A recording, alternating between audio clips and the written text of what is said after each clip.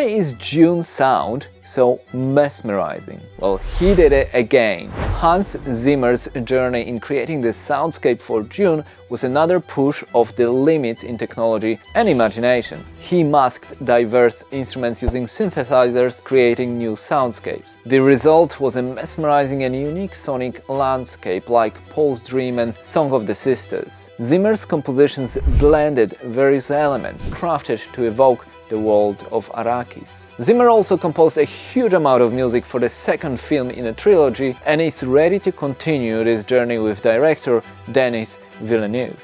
Dune was one of the best sounding movies in recent years, and we cannot wait for more.